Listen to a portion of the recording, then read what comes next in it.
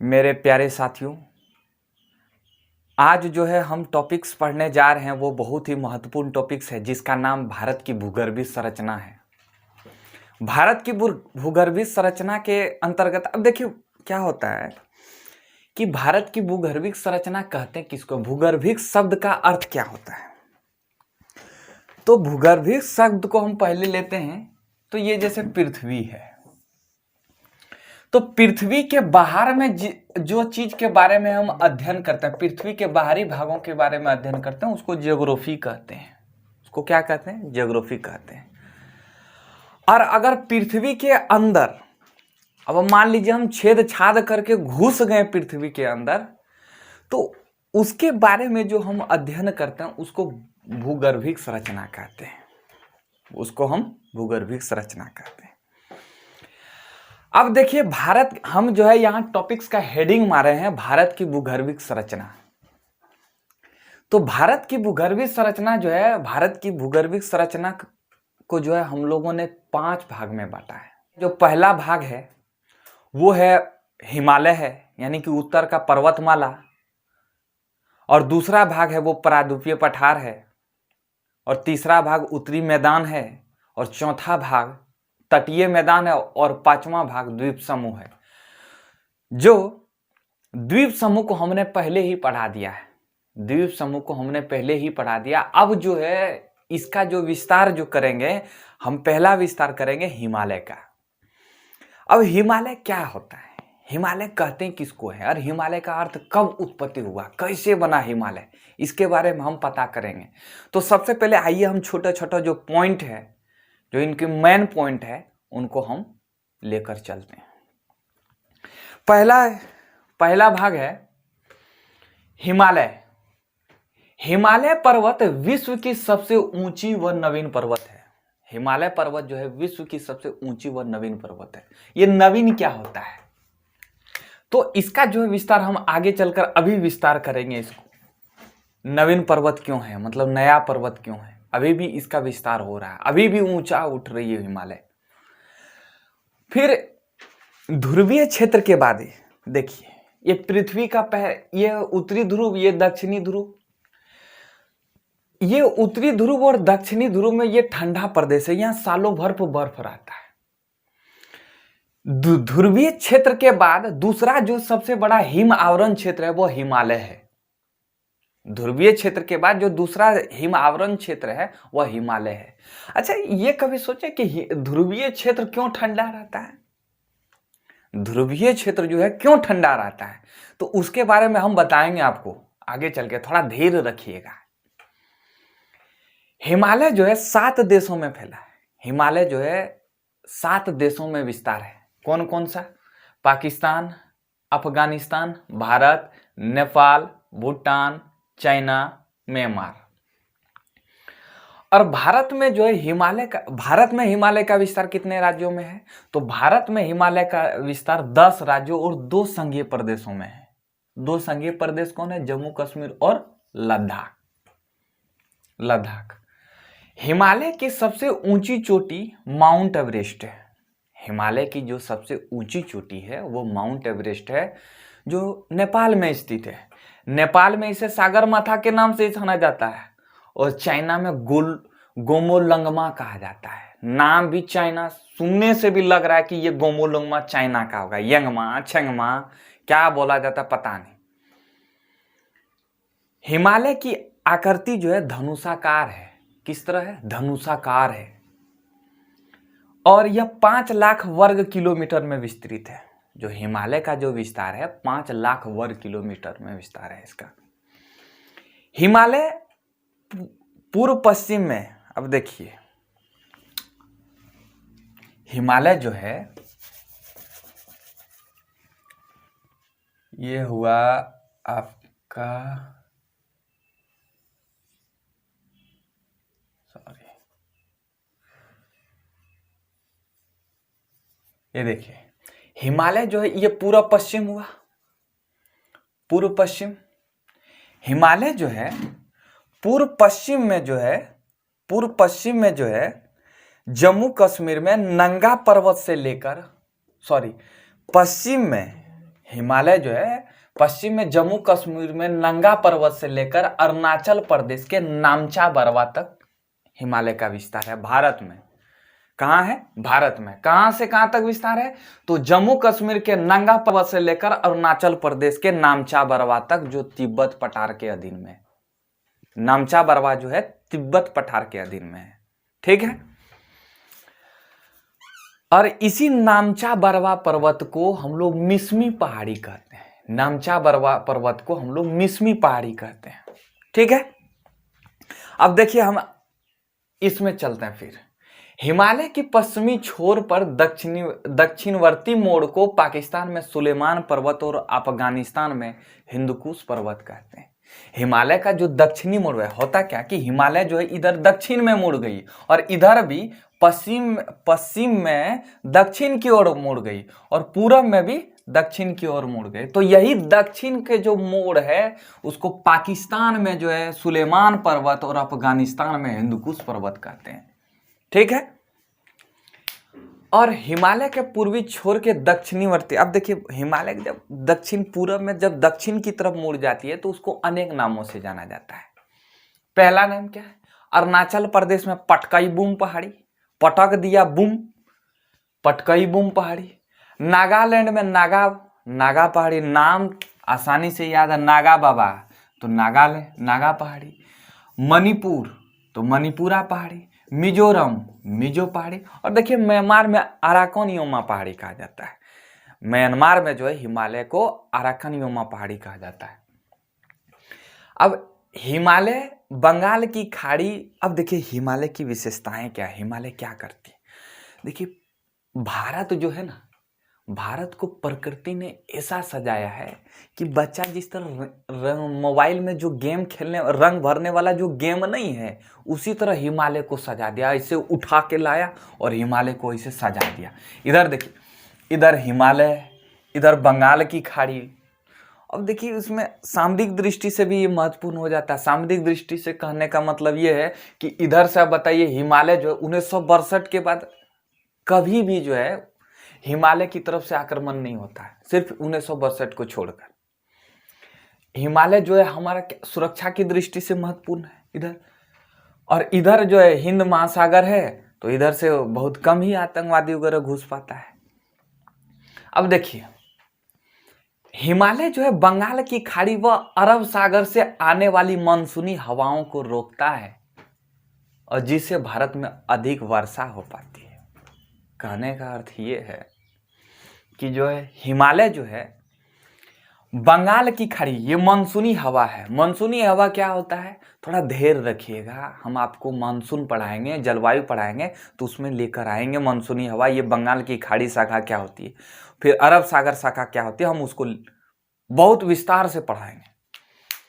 तो हिमालय बंगाल की खाड़ी व अरब सागर से आने वाली मानसूनी हवाओं को रोकता है, जिससे भारत में अधिक वर्षा हो पाती। अगर ये हिमालय नहीं रहती ना तो भारत में वर्षा नहीं हो पाती। सीधे हवा पार, तो पार पता चला यहाँ वर्षा ही नहीं। हिमालय जो क्या करती है, हवा को रोकने का काम करती है। कौन सी हवा? मानसूनी हवा। तो कहाँ से? बंगाल की खाड़ी व अरब सागर से जो मानसूनी हवा नहीं आती है उसको रोकने का काम करती है। फिर सुरक्षा की दृष्टि से भी महत्वपूर्ण है। हिमालय पर्वत की ऊंचाइयों पर बहुत से घास के मैदान होते हैं जो शीत ऋतु में बर्फ से दब जाते हैं, ढक जाते हैं और ग्रीष्म ऋतु में उग जाते हैं। और इसी में कई जनजाति लोग रहते हैं, जैसे गुज्जर, भूटिया जनजाति, ये सब रहते हैं। ये क्या करते हैं, यहाँ चारागाह का काम करते हैं, गाय चराने का काम करते हैं यही घास में। और ये घास जो नहीं इतना मुलायम होते हैं, जो नया नया शादी करता है तो पहले यही घूमने जाता है। तो ये जो है चारागाह की दृष्टि से भी अच्छा होता है, पर्यटन की भी दृष्टि से, घूमने की भी दृष्टि से भी अच्छा होता है। और फिर हम इसको बताएंगे कि कौन सा घास जो है, घास के यहाँ जो है कौन कौन से घास का नाम क्या कहा जाता है, मर्ग वगैरह क्या हुआ उसको हम बताएंगे, बुग्याल वगैरह होता है तो इसको हम बताएंगे। हिमालय की पश्चिमी भाग चौड़ा है जबकि पूर्वी भाग संकरा है, और वही संकरा होने के कारण ऊपर उठ जाता है। तो ऊपर कैसे उठता है, तो इधर चौड़ा है, ठीक है, कोई चीज देखिए, एक चीज समझिएगा, अगर कोई चीज चौड़ा रहता है, अगर चौड़ा जो रहता है वो क्या हो रहता है, उतना ऊपर उठा नहीं रहता है। अगर वही सांकड़ों रहेगा, अगर वो सांकड़ों रहेगा तो वो क्या रहेगा, ऊपर उठ जाएगा। वो संकरा रहेगा तो ऊपर उठ जाएगा। क्यों? क्योंकि वो फैला नहीं है। देखिए एक चीज आप देखिए, अगर गंगा जहां से निकलती है, अगर वो उस जगह ज्यादा चौड़ा है तो पानी जो है धीरे धीरे जाएगी। अगर वही संकरा रहता तो वो क्या करती है, मारते सड़ाक, पानी तेज से जाती है। तो इसलिए हिमालय का पश्चिमी भाग चौड़ा है और पूर्वी भाग संकरा है, और जब संकरा है तो वह ऊपर उठा हुआ है। अब जैसे हम लोगों ने हिमालय के बारे में पढ़ा, हिमालय मतलब हरा भरा मैदान के बारे में पढ़ा, कहाँ घास उगते हैं कहाँ नहीं उगते हैं, इसके बारे में पढ़ा। और हिमालय की सबसे ऊंची चोटी कौन सी है उसके बारे में भी पढ़ा। अब हम लोग हिमालय का निर्माण कैसे हुआ है उसके बारे में हम लोग विस्तार से पढ़ते हैं। तो हिमालय के निर्माण के बारे में एक्चुअली में दो ही सिद्धांत दिया गया। कौन कौन सा सिद्धांत? तो पहला सिद्धांत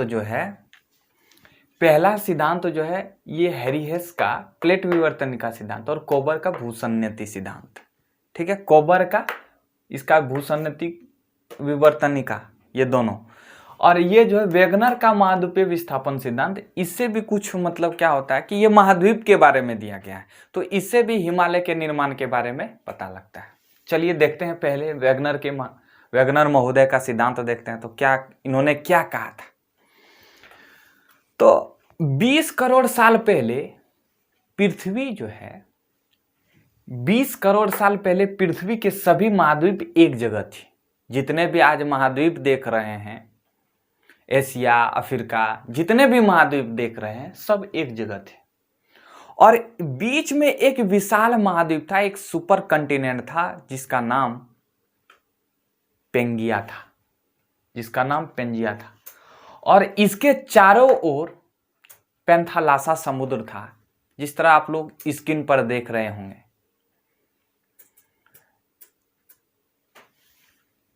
पेंगिया के मध्य में एक उथला सागर था। अब ये उथला सागर किसको कहते हैं? उथला सागर जिसकी गहराई कम होती है उसे उथला सागर कहा गया। तो उथला सागर था जिसे टेथिस सागर कहा गया। आज जहां हिमालय देख रहे हैं ना, वहां पहले टेथिस सागर था। कुछ साल बाद पेंगिया का विभाजन हो गया। पेंगिया दो बड़े भूखंडों में बट गया, उत्तरी भाग और दक्षिणी भाग, दो बड़े भूखंड में बटा। पहला जो उत्तरी भाग को यूरेशिया कहा गया, यूरेशिया या अंगारा लैंड कहा गया, और दक्षिणी भाग को गोंडवाना लैंड कहा गया। कई साल बाद अब फिर क्या हुआ कि कई साल बाद ये भी महाद्वीप टूटता चला गया। पहले देखिए, पेंगिया दो भाग में टूटा, तो उत्तरी भाग को यूरेशिया अंगारा लैंड और दक्षिणी भाग को गोंडवाना लैंड। अब हुआ क्या कि फिर जो है ये महाद्वीप, जो दोनों महाद्वीप जो था वो फिर टूटता चला गया, कई भागों में टूटता चला गया। तो अब क्या हुआ कि अफ्रीका से मेडागास्कर टूटा और मेडागास्कर से इंडिया का निर्माण हुआ, जिस तरह आप लोग देख रहे हैं। देखिए स्क्रीन पर, देखिए गौर से देखिएगा। अफ्रीका से मेडागास्कर टूटा और मेडागास्कर से इंडिया का निर्माण हुआ। ठीक है, अब यही वेगनर महोदय बताते हैं कि जो महाद्वीप का निर्माण सियाल से हुआ। ये सियाल क्या होता है? तो हमने आपको पहले ही पढ़ा दिया कि सियाल जो है पृथ्वी को 3 भागों में बांटा गया। पृथ्वी की आंतरिक संरचना में हमने विस्तार से पढ़ाया है कि इसको 3 भागों में बांटा गया। तो पहले भाग क्रस्ट, दूसरी भाग मेंटल, तीसरी भाग जो है क्रोड या कोड। ये किसका बना होता है? सियाल का, सिलिका और एल्युमिनियम का। ये किसका बना होता है? सिलिका और प्लस मैग्नीशियम, तो सीमा इसको कहा गया। तो और ये निफे का बना होता है, निकेल और लोहा का। तो क्या हुआ था कि वेगनर जो बताते हैं कि जो महाद्वीप भाग जो था वो सियाल से बना है, महाद्वीपीय भाग जो है वो सियाल से बना है, और जो सीमा पर तैर रहे होते हैं, सीमा मतलब इसके ऊपर में, सियाल जो है किस पे, यानी कि क्रस्ट किसके ऊपर में है, मेंटल के ऊपर में, तो जो सियाल है वो सीमा पर तैर रहे होते हैं। सियाल और सीमा पृथ्वी के अंदर पाए जाने वाली परतें हैं। मैं आपको पहले ही बता चुका हूं। आप पृथ्वी की आंतरिक संरचना का वीडियो नहीं देखे हैं तो हम डिस्क्रिप्शन बॉक्स में डाल दिए हैं, आप वहां से जाकर देख लीजिएगा। पृथ्वी यानी कि पृथ्वी जो है सियाल, यानी कि सियाल जो है किस पर तैर रही हो, सीमा पर तैर रही होती है। तो सियाल और सीमा पृथ्वी के अंदर पाए जाने वाली परतें हैं। फिर बोलते हैं कि पृथ्वी की घूर्णन गति के कारण भारत जो है उत्तर की ओर प्रवाहित हुआ। भारत जो है उत्तर की ओर प्रवाहित हुआ और अभी तक प्रवाहित होते ही है, और लगभग 6000 किलोमीटर दूरी तय करके यूरेशिया के प्लेट पर जाकर टकरा गया, यूरेशिया के प्लेट पर जाकर मिल गया, यानी टकरा गया। अब ये प्लेट क्या होता है, तो प्लेट जो क्या होता है, हम इसके बाद जो है ये प्लेट विवर्तनिका सिद्धांत में हम आपको बढ़िया से समझाते हैं। हमने आपको वेगनर महोदय साहब का सिद्धांत बता दिया। अब देखिए प्लेट विवर्तन के सिद्धांत, यानी कि टेक्टोनिक थ्योरी। टेक्टोनिक थ्योरी जो है, टेक्टोनिक थ्योरी सबसे पहले इनको देने वाले वैज्ञानिक थे, उसका नाम था हैरी हेस। इसके बाद इसकी जो सफल व्याख्या किया था वो प्रोफेसर मोर्गन ने किया था, ठीक है।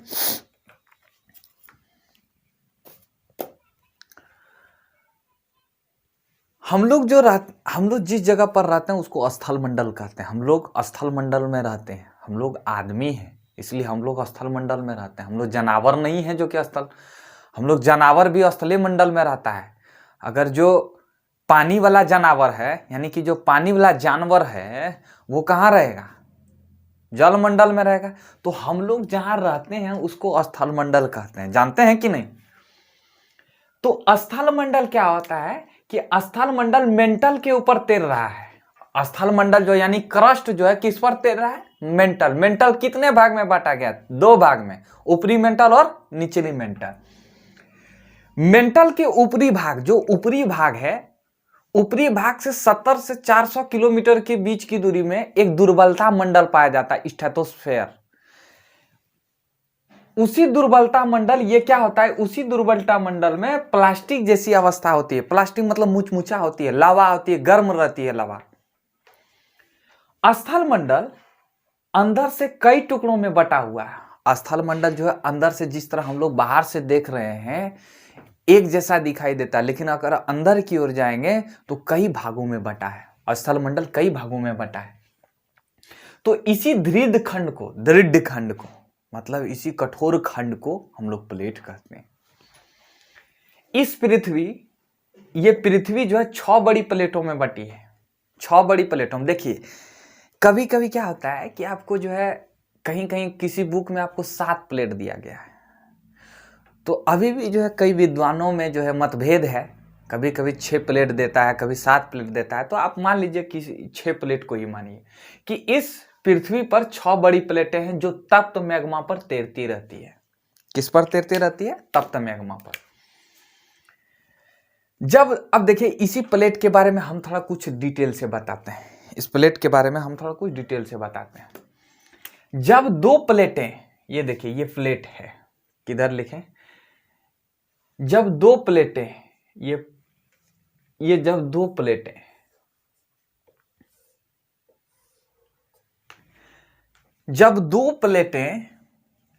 जब दो प्लेटें गति करती है तो उनकी गति 3 प्रकार की हो सकती है। उसकी गति जो है 3 प्रकार की हो सकती है।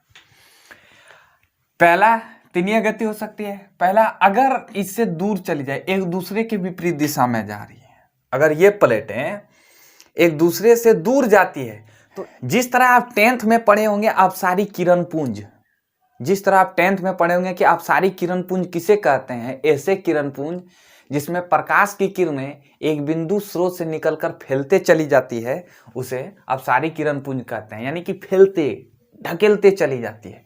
तो अपसारी मतलब क्या होता है कि एक दूसरे को ठेलना, एक दूसरे से दूर जाती है, एक दूसरे से दूर जाती है, उसको हम लोग अपसारी प्लेट कहेंगे। और एक दूसरे के समांतर होती है, एक दूसरे के समांतर होती है, उसे रूपांतरित प्लेट कहते हैं। और इसी प्रकार हम लोग किरण पुंज में पढ़ते हैं कि जब एक किरणें एक दूसरे के समांतर होते चली जाती है उसे समांतर किरण पुंज कहते हैं। उसी तरह प्लेट में अगर एक दूसरे के समांतर होती है तो इस प्रकार की प्लेट को हम लोग क्या बोलेंगे, रूपांतरी प्लेट। और जब एक प्लेटें एक दूसरे की तरह आकर्षित होती है यानी कि नजदीक आ जाती है तो इस प्रकार की प्लेट को क्या बोलेंगे, अभिसारी प्लेट। इस प्रकार की प्लेट को क्या बोलेंगे, अभिसारी प्लेट कहते हैं। तो ये था आपका प्लेट। प्लेट में तीन प्रकार की गति होती है। जब एक दूसरे से क्या होता है, दूर हो जाता है, महबूबा दूर चली गई तो क्या हुआ, अपसारी प्लेट। और जब एक दूसरे के समांतर होगी तो कौन सा प्लेट, रूपांतरित प्लेट। और एक दूसरे से चिपक गया, चिपकाले सैया फेविकोल से, तो कौन सा प्लेट, अभिसारी प्लेट। ठीक है। अब ये 6 प्लेटें निम्नलिखित हैं। कौन कौन सी छोटी, कई देखिए कई प्लेटें, 20 प्रकार की प्लेटें होती है, छोटी छोटी 20 प्रकार की प्लेटें होती है। जो 6 बड़ी प्लेटें हैं उनको जो है हम विस्तार से पढ़ते हैं। विस्तार से क्या पढ़ेंगे, उनका नाम जान लीजिए। तो पहला प्लेट इंडियन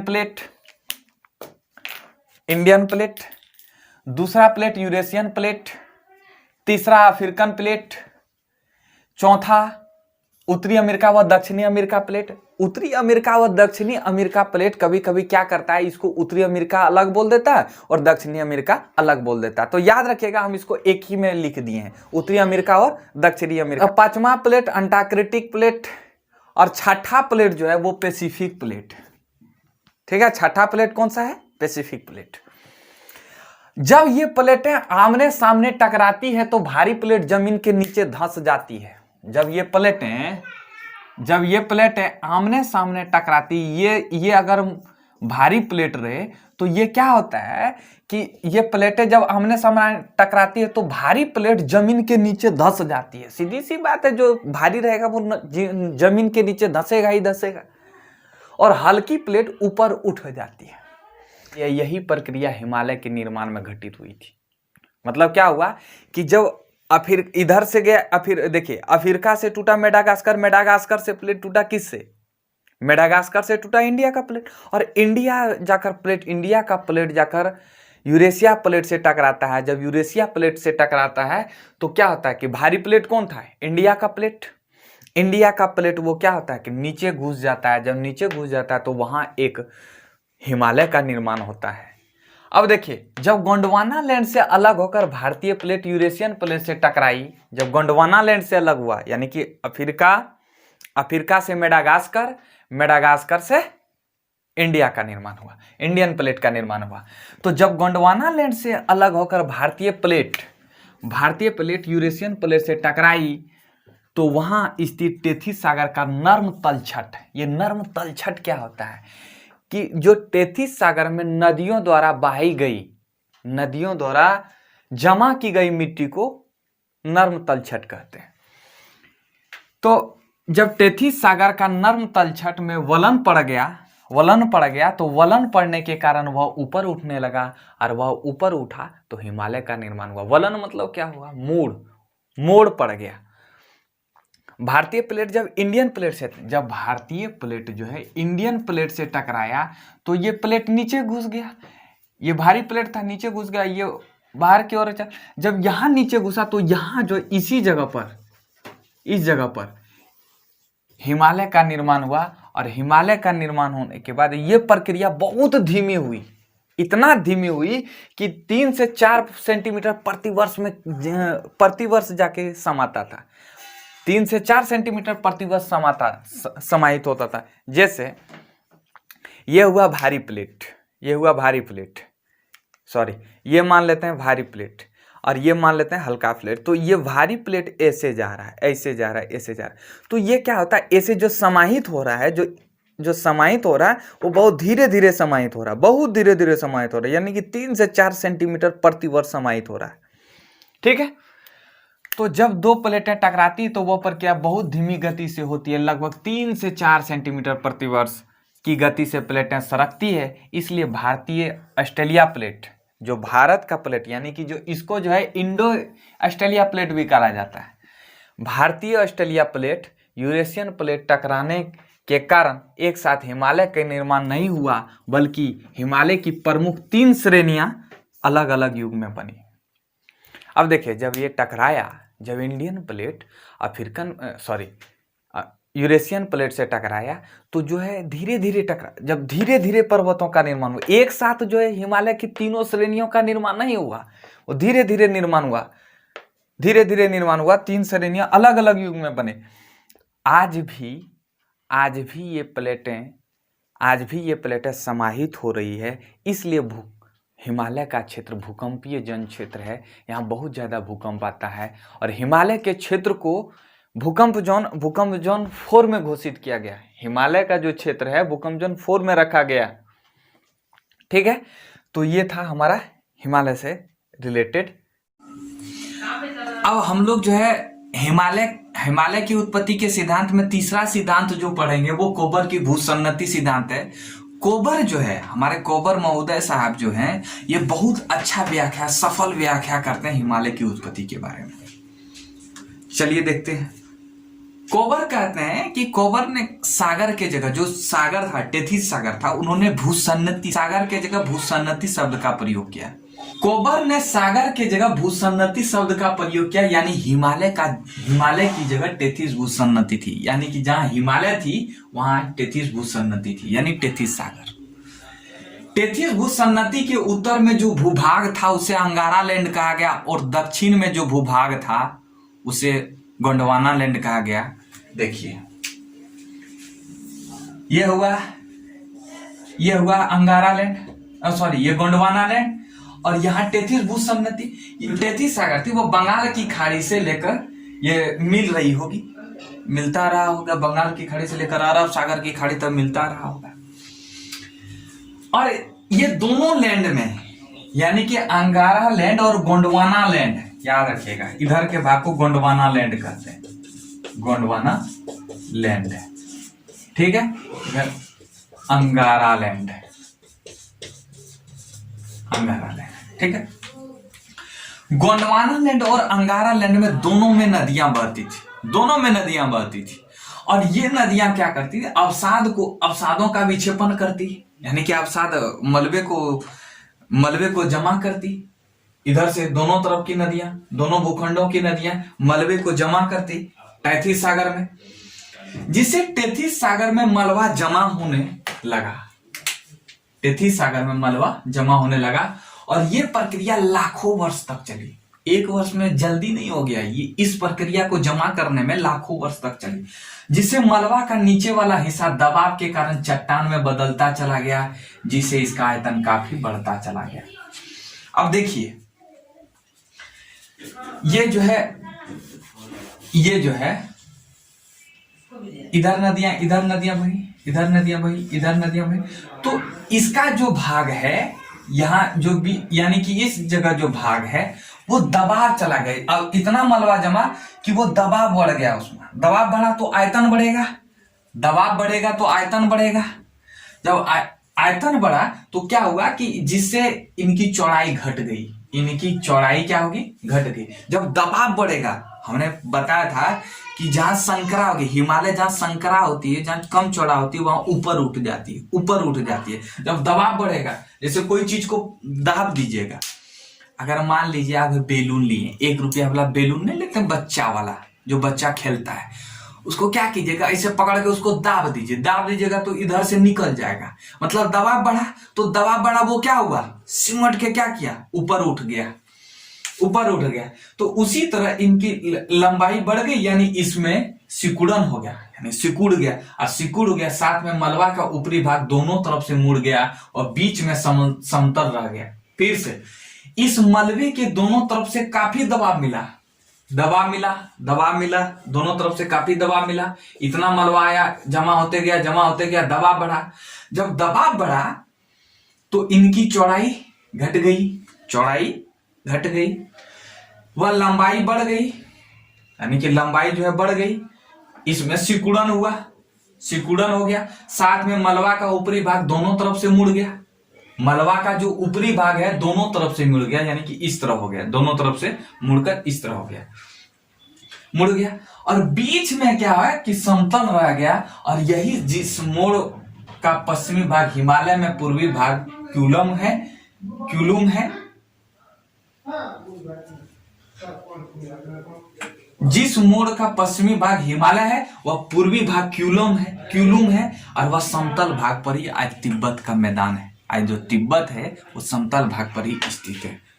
तो इसका व्याख्या जो है, तिब्बत की जो व्याख्या किया गया, यानी कि समतल भाग की व्याख्या किया, किसने व्याख्या किया? तो कोबर महोदय ने, यानी कि कोबर के भूसन्नति सिद्धांत में व्याख्या किया। फिर से एक बार, इन्होंने सागर के जगह पर टेथिस भूसन्नति का, भूसन्नति शब्द का प्रयोग किया। और टेथिस भूसन्नति ये कहते थे कि दोनों लैंड में, टेथिस भूसन्नति के उत्तर में जो थे, उत्तर में अंगारा लैंड और दक्षिण में गोंडवाना लैंड, और ये दोनों लैंडों में, यानी दोनों भूखंडों में नदियां बहती थी। और वही नदियां अवसाद को लेकर आई।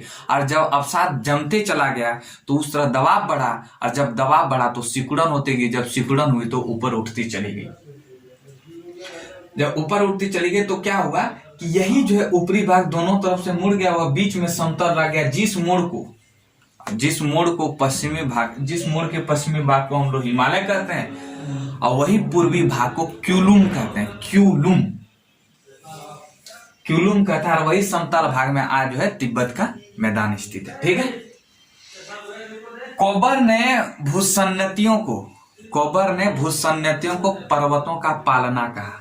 कोबर ने भूसन्नतियों को पर्वतों का पालना कहा। ठीक है। तो ये रहा आपका हिमालय के उत्पत्ति का सिद्धांत। अभी क्या है कि जो है हमको जानकारी का बहुत स्रोत है, हमें जानकारी मिल रही है, हम लोग स्टोर ही नहीं कर पाते हैं।